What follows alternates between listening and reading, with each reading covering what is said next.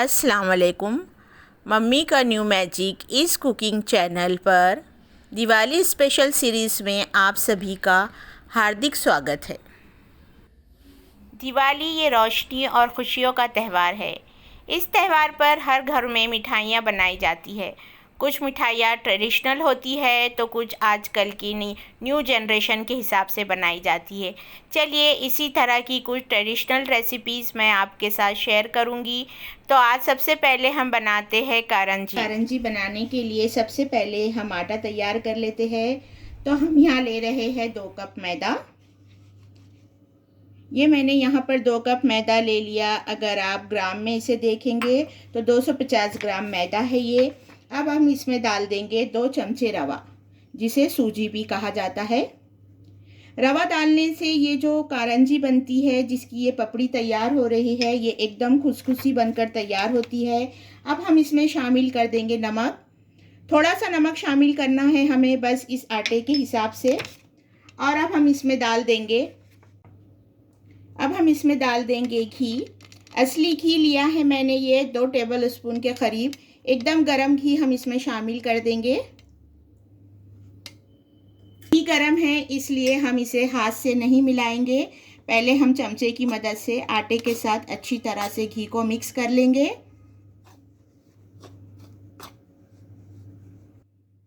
अब देखिए हल्का सा ठंडा हो चुका है घी। अब हम इसे हाथों की मदद से मैदे में अच्छी तरह से मिक्स कर लेंगे।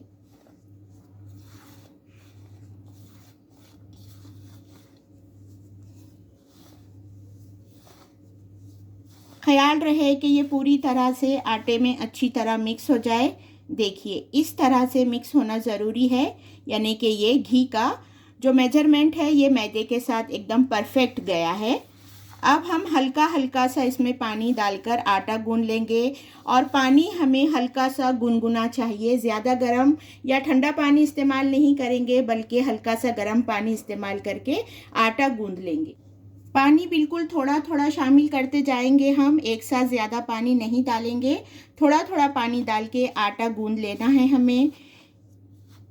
आटा एकदम नरम नहीं गूंदना है और ना ही सख्त, बहुत ज़्यादा सख्त गूंदना है। एकदम नॉर्मल आटा गूंदना है हमें। यहाँ पर आटा अच्छी तरह से सॉफ्ट मैंने गूंद लिया है। ये ज़्यादा नरम भी नहीं है और ना ही सख्त है। अब हम इसे रेस्ट के लिए इस तरह से ढककर आधे घंटे के लिए रख देते हैं। करंजी के लिए अब हम स्टफिंग बना लेते हैं। तो चलिए यहाँ पर सबसे पहले मैंने पैन में ले लिया है 2 टेबल स्पून घी। इसे हम मेल्ट होने देंगे। घी अच्छी तरह से मेल्ट हो चुका है। अब हम इसमें शामिल कर देंगे रवा, जिसे सूजी भी कहा जाता है। यहाँ पर हमें एकदम बारीक रवे का इस्तेमाल करना है, जिसे 0 साइज रवा भी कहा जाता है। लगातार हमें इसे भूनते जाना है, बीच में बिल्कुल भी रोकना नहीं है, क्योंकि रवा फौरन जल जाता है। हमें इसे अच्छा गुलाबी रंग का भूनना है, ताकि ये अंदर से अच्छी तरह से भून जाए और इसकी एक बेहतरीन सी खुशबू आने लगे।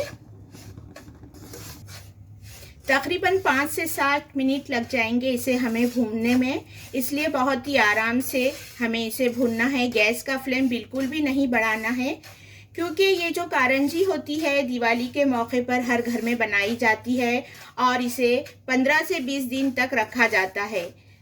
जितना इसका मेवा हम अच्छी तरह से सेकेंगे, भुनेंगे, कारंजी हमारी उतनी मज़ेदार बनेंगी और ज़्यादा वक्त तक चलेंगी। इसीलिए हमें इसे बहुत अच्छे से भून लेना है। देखिए तकरीबन 6 से 7 मिनट हो चुके हैं। सूजी का कलर हल्का हल्का चेंज हो गया है, ये गुलाबी नज़र आ रही है और इसकी बहुत ही प्यारी सी खुशबू आ रही है रवे की। तो यही इस वक्त इस स्टेज पर अब हम गैस को बंद कर देंगे। पैन अभी भी हमारा गर्म है, इसलिए हम सूजी को लगातार हिलाते रहेंगे और इसे एक दूसरे बर्तन में ट्रांसफ़र कर लेंगे। पैन को दोबारा से मैंने गैस पर रख दिया है। गैस का फ्लेम एकदम स्लो है।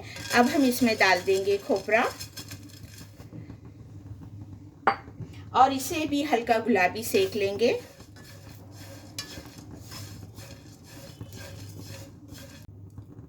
हाफ टी स्पून के करीब इसमें घी शामिल कर देंगे।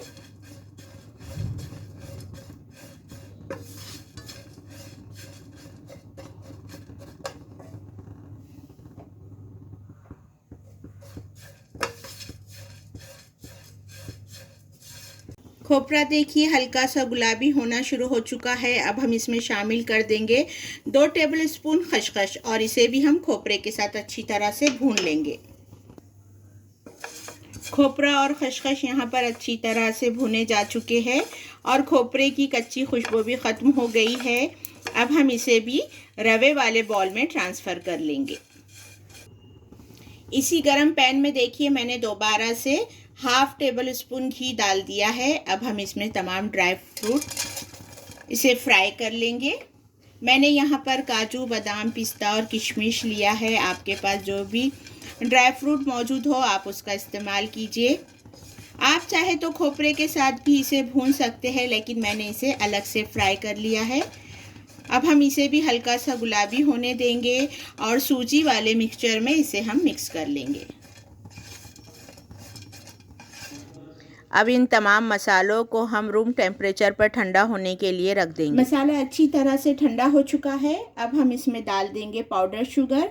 तो यहाँ पर मैंने ले ली है 1 कप शक्कर। इसमें मैंने 4 से 5 इलायची के बीज डाल दिए थे और जायफल का एक छोटा सा टुकड़ा, जिसे मैंने मिक्सर में डालकर अच्छी तरह से बारीक पाउडर तैयार कर लिया है शक्कर का। आप शक्कर की क्वांटिटी आपके टेस्ट के हिसाब से कम या ज़्यादा कीजिए। अब हम यहाँ पर इसे तमाम मसाले के साथ अच्छी तरह से मिक्स कर लेंगे। इस वक्त मैं आपको यहाँ पर एक टिप देना चाहूँगी कि जब आप ये शक्कर मिक्स करें, आपका जो मसाला है कारंजी का, ये पूरी तरह से ठंडा होना चाहिए। अगर मसाला हल्का सा भी गर्म रहा तो शक्कर पानी छोड़ देंगी। इसलिए जब भी आप शक्कर को इसमें मिलाएं, आपका मसाला पूरी तरह से ठंडा होना बहुत ज़रूरी है। अब ये अच्छी तरह से हम मिक्स कर लेंगे।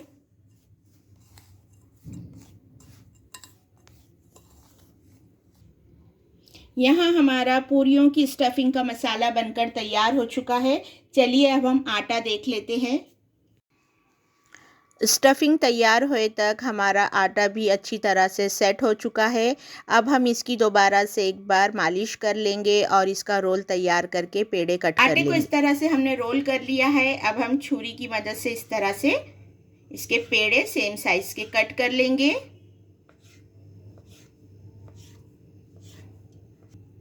और देखिए पेड़े को इस तरह से हम दबा के रखते जाएंगे। तमाम पेड़े हमने कट कर लिए हैं। अब आप चाहे तो इसे गीले कपड़े की मदद से ढक दें या फिर इस तरह से प्लेट से ढक दें ताकि पेड़े कड़क ना होने पाए। एक एक पेड़ा लेकर हम इसकी पूरी बेल लेंगे। यहाँ पर हमने इस तरह से एक पेड़ा ले लिया है। बेलन की मदद से अब हम इसे गोल बेल लेंगे।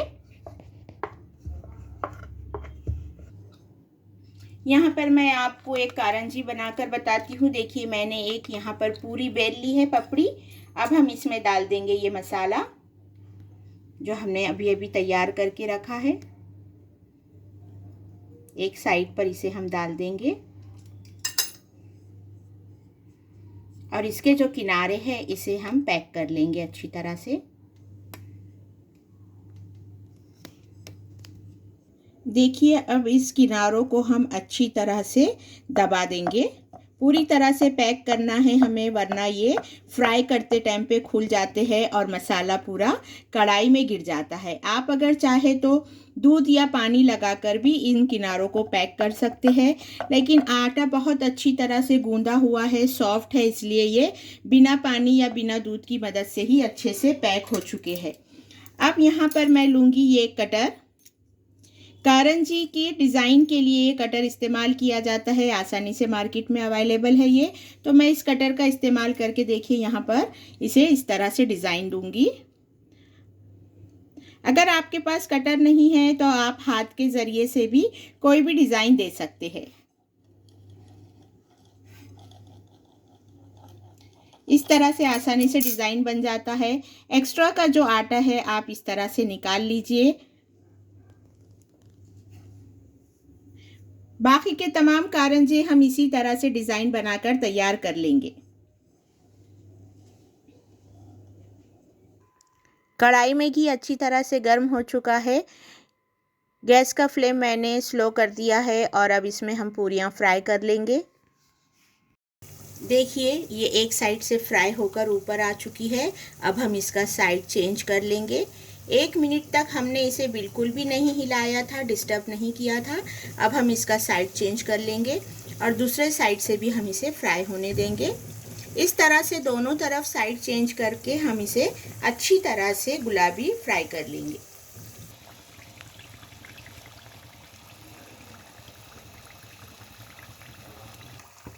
देखिए दोनों साइड से अच्छी तरह से ये गोल्डन फ्राई हो गई है। एक पैच को फ्राई होने के लिए कम से कम 3 से 4 मिनट लग गए हैं। अब हम इसे निकाल लेंगे।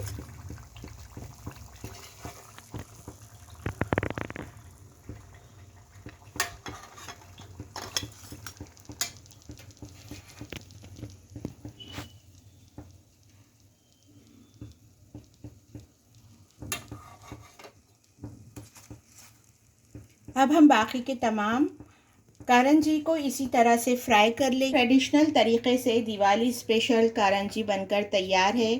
इसे रूम टेम्परेचर पर ठंडा होने दें और फिर आप चाहे तो इसे 1 महीने तक भी स्टोर करके रख सकते हैं।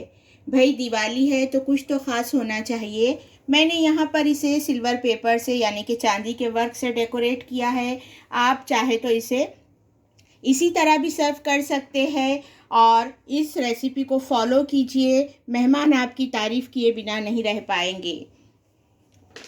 अगर आपको हमारी रेसिपीज़ पसंद आ रही है तो वीडियोस को लाइक कीजिए, ज़्यादा से ज़्यादा शेयर कीजिए। चैनल पर नए हैं तो चैनल को सब्सक्राइब कीजिए और कमेंट करके ज़रूर बताएं कि आपको रेसिपी कैसी लगी।